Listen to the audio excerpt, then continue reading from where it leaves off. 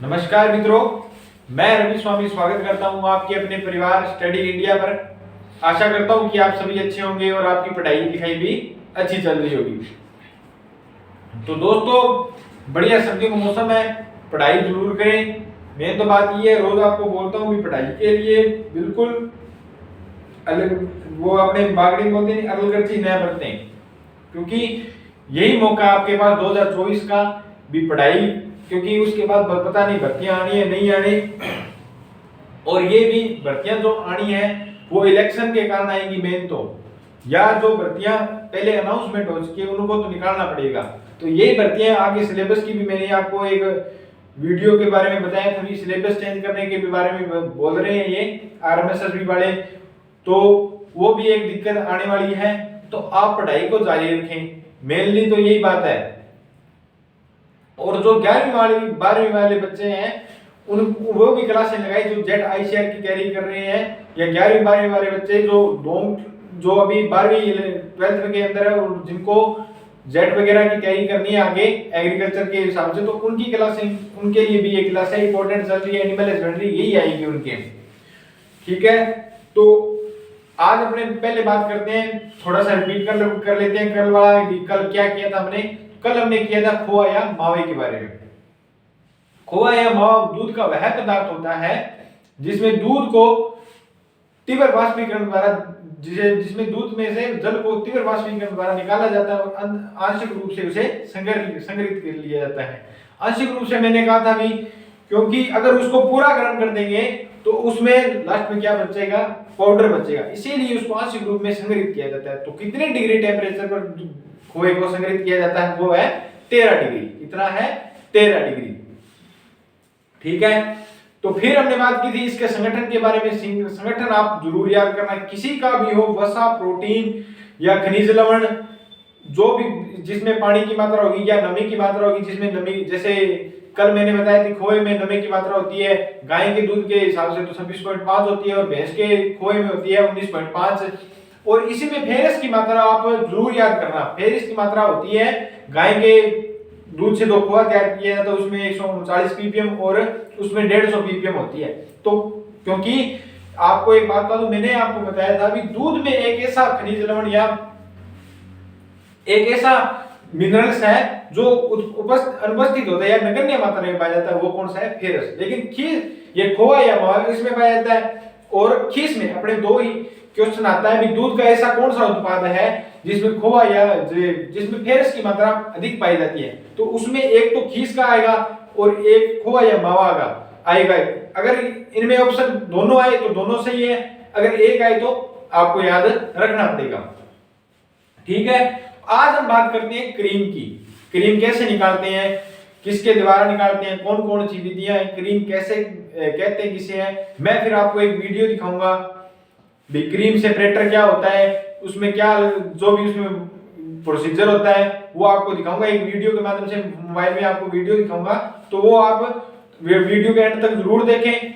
आज हम करेंगे क्रीम स्टार्ट। तो हेडिंग डालो अपने नए टॉपिक की, आज क्रीम, दूध के उत्पादों में अपना सेकंड लास्ट टॉपिक है। इसके बाद एक अपना डेयरी टेक्नोलॉजी में घी वाला टॉपिक रह गया, दूध के उत्पाद में घी रह गया। उसके बाद हम करेंगे दुग्धशाला की सफाई, और एक रह गया कृत्रिम दूध। कृत्रिम दूध का करेंगे भी, कृत्रिम दूध कैसे बनाया जाता है या उसमें क्या होता है, उसमें जो भी जैसे डिटर्जेंट मिला दिया या ये हो गया वो बटर ऑयल मिला दिया, तो उसको अलग करने की विधियां कौन कौन सी है, वो विधियां भी अपने चर्चा करेंगे।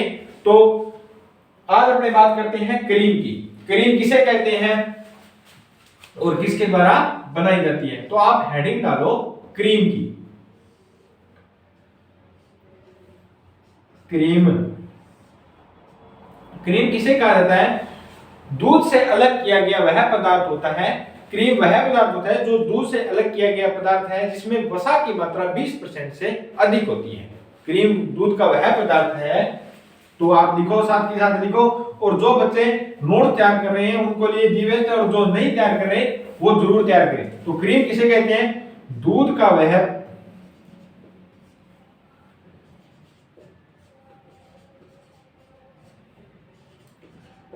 पदार्थ है जो दूध से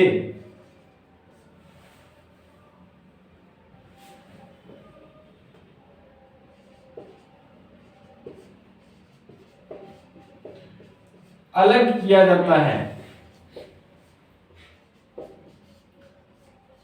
और जिसमें वसा की मात्रा कितनी होती है, वसा की मात्रा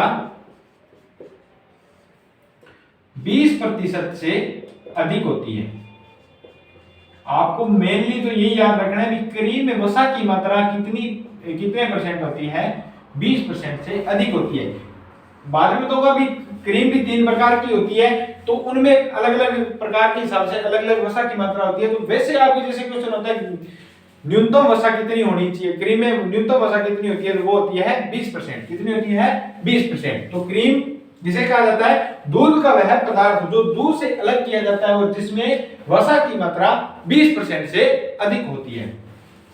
ठीक है, तो पहले बात करता हूं दूध का, अपने वे कैसे दूध बनता है, कैसे क्रीम बनती है, उस पहले ये नोट कीजिए। सबसे पहले हम बात करते हैं पशु ब्याने के बाद अपने जो लैक्टियल गाढ़ा स्राव प्राप्त होता है उसे क्या कहा जाता है, खीस कहा जाता है। खीस से प्राप्त क्या होता है, दूध। 5 से 7 दिन बाद दूध स्टार्ट हो जाता है पशु के, तो फिर बनता है दूध। दूध से निकाली जाती है क्रीम। क्या निकाली जाती है, क्रीम। क्रीम से घी तैयार किया जाता है।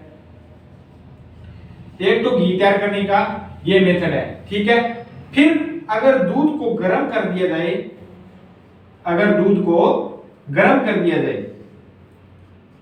गर्म करने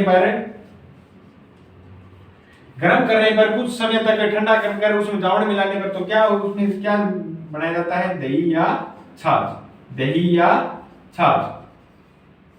दही की अपने बात कर ली, छाछ अपने सिलेबस में नहीं है, तो दही बनाया जाता है। दही के बाद अपने प्राप्त होता है मक्खन। सीधा घी नहीं प्राप्त होता, मक्खन प्राप्त होता है और उससे क्या बनाया जाता है, घी बनाया जाता है। तो ये होता है दूध का वे या अन्य इनके उत्पाद दूध के। तो खीस से दूध से क्या होता है, क्रीम प्राप्त होती है, क्रीम से घी प्राप्त करने की 2 विधियां, या तो क्रीम से निकाल लो या मक्खन से निकाल लो, ठीक है। अगर गर्म करने पर दही और उसके बाद मक्खन और घी तैयार होता है, ठीक है। ये अपना है वे दूध का। तो ये भी एक इंपॉर्टेंट है, आपको ऑप्शन में दे देगा खीस से दूध, खीस सेकंड नंबर पे क्रीम दे देगा, फिर दूध दे देगा, फिर छाछ, ये जैसे आपको ऑप्शन बना के दे देगा आरएमएस में। तो ये ऐसे क्वेश्चन आते हैं आपके, भी गलत चुनिए या सही चुनिए में। आपने आजकल ये क्वेश्चन ट्रेंडिंग में चल रहे हैं, भी ऐसे नहीं पूछता सीधा, भी पहले हमने जैसे पूछता था भी गाय की कौन सी नस्ल है, सीधी 4 दे दी। और आजकल ये क्वेश्चन ये सीधे पूछते हैं गाय की कौन सी नस्ल नहीं है, कौन सी नस्ल नहीं है, ठीक है। और ऐसे पूछ लेगा इसमें गलत कौन सा है, या गलत छांटिए या सही छांटिए, तो ऐसे आपको ऑप्शन बना के दे देगा। तो क्रीम बात करते हैं अपने क्रीम की।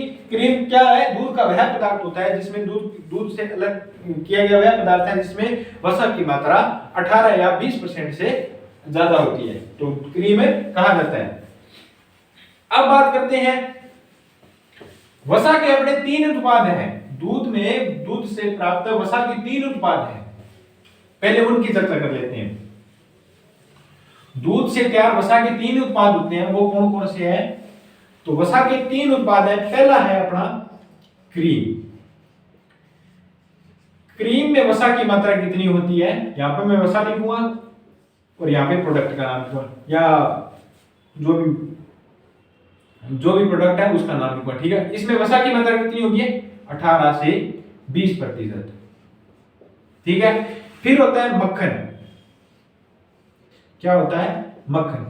मक्खन में वसा की मात्रा कितनी होती है, 80 से 98%, 80 से 98%। फिर होता है घी। घी में वसा की मात्रा कितनी होती है, तो 99%। कितनी होती है, 99% से अधिक, 99% से अधिक। देसी घी की बात हो रही है, यहाँ पे देसी घी की बात हो रही है, ठीक है। तो जो वसा के प्रोडक्ट होते हैं वो होते हैं 3।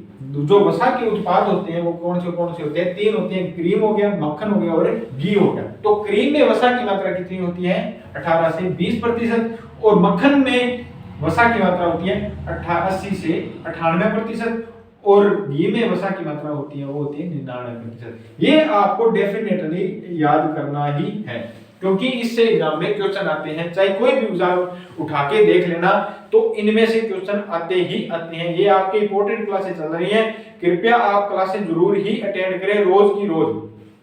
ये नहीं है आज क्लास लगा ली क्यों रिकॉर्ड कर दी, YouTube पे क्लास तो पढ़ी है, आज क्लास लगा ली फिर 4 दिन बाद देखने, तो वो वे नहीं बढ़ पाता। तो इसलिए आपको समझ नहीं आएगा, फिर पीछे वाली क्लास से रिपीट करोगे, इसमें टाइम खराब होता है। तो क्रीम में वसा की मात्रा कितनी होती है 18 से 20, और मक्खन में 80 से 98, और घी में होती है 99% से अधिक होती है। ये आपको याद करनी है, और साथ ही साथ स्क्रीनशॉट ले लीजिए ताकि आप नोट्स अच्छे से बना सके। ठीक है, अब बात करते हैं क्रीम के प्रकार। क्रीम के प्रकार कितने प्रकार की होती है, तो हेडिंग डालो आप क्रीम के प्रकार। क्रीम के प्रकार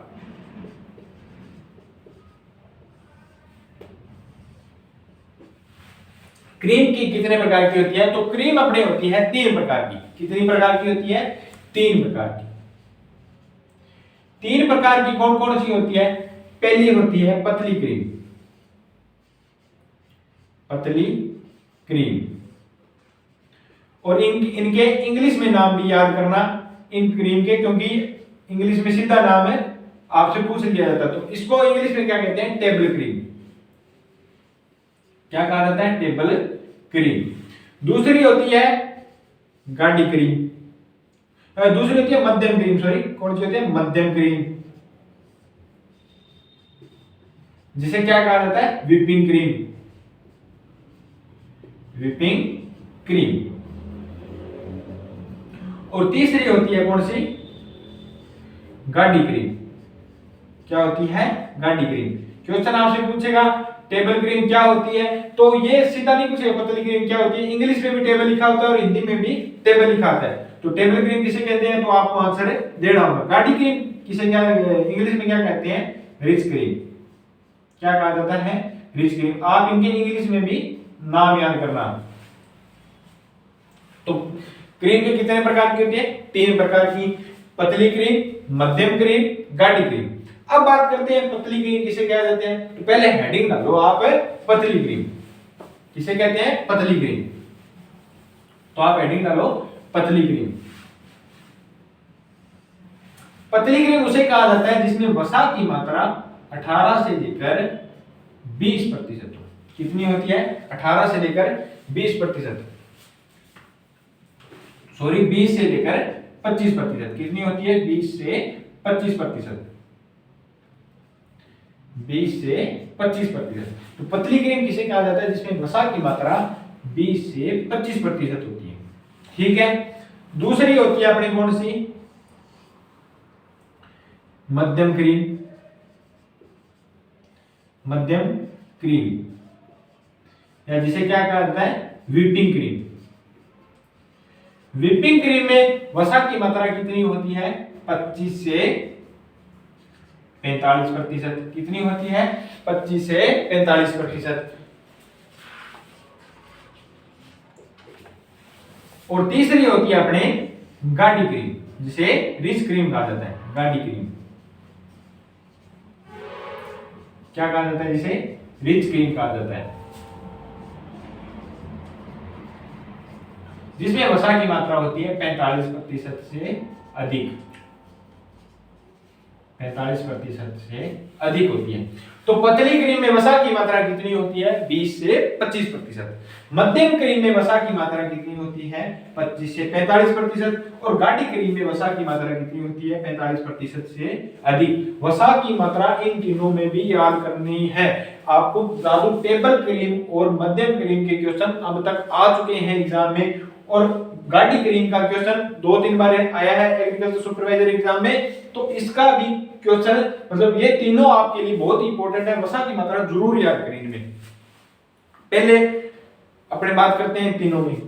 क्रीम में वसा की मात्रा कितनी होती है, 18 से 20%। ठीक है, फिर मक्खन में कितनी होती है वसा की मात्रा, तो 80 से 98%। और घी में कितनी होती है वसा की मात्रा, वो होती है 99%। कितनी होती है, 99% से अधिक। फिर क्रीम के प्रकार, क्रीम कितने प्रकार की होती है, 3 प्रकार की होती है, पतली क्रीम, मध्यम क्रीम, गाढ़ी क्रीम। टेबल क्रीम कहा जाता है जिसे, पतली क्रीम। दूसरे नंबर पर होगी कौन सी, व्हिपिंग क्रीम। और तीसरी कौन सी होगी अपने, रिच क्रीम या गाढ़ी क्रीम।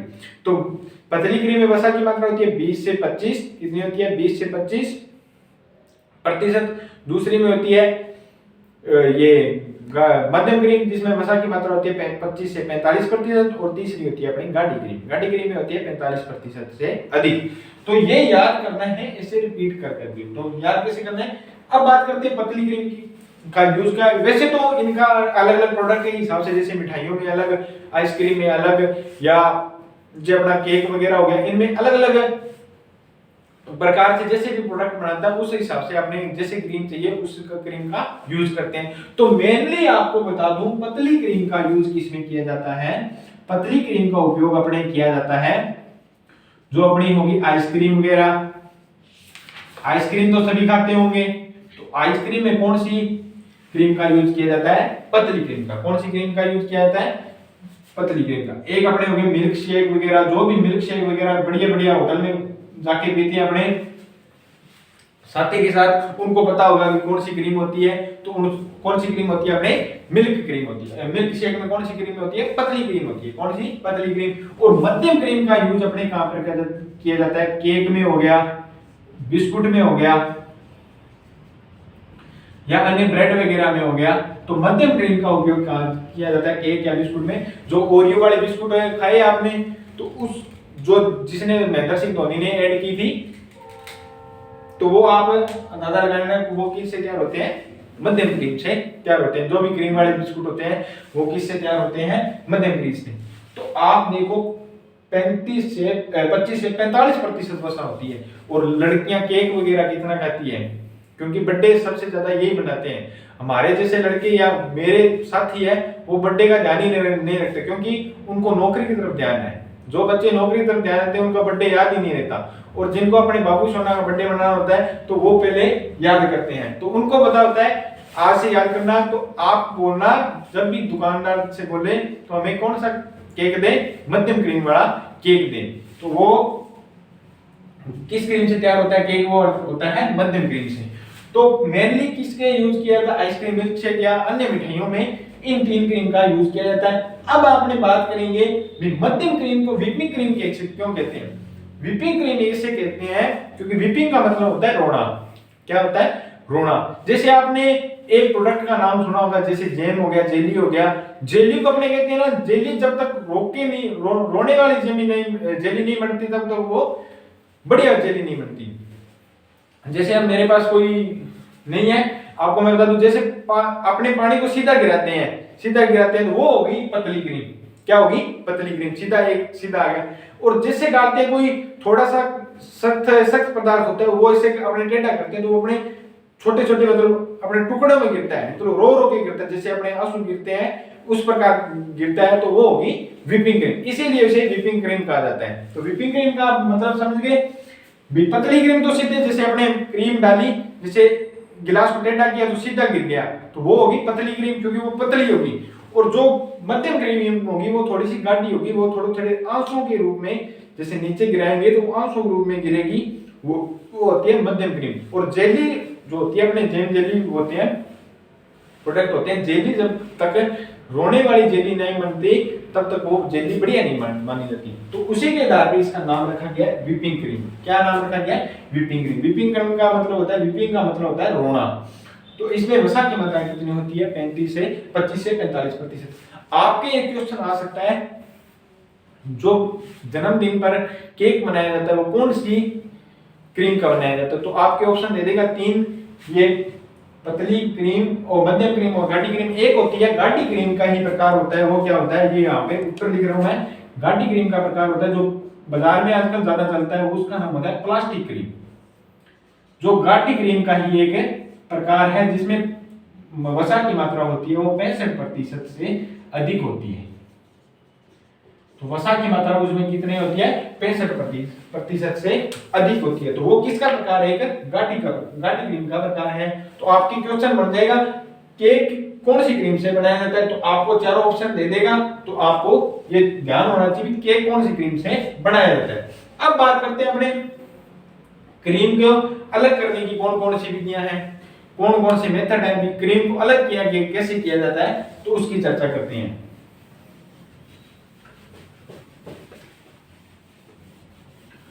तो क्रीम निकालने की विधियां, आप हेडिंग डालो क्रीम निकालने की विधियां,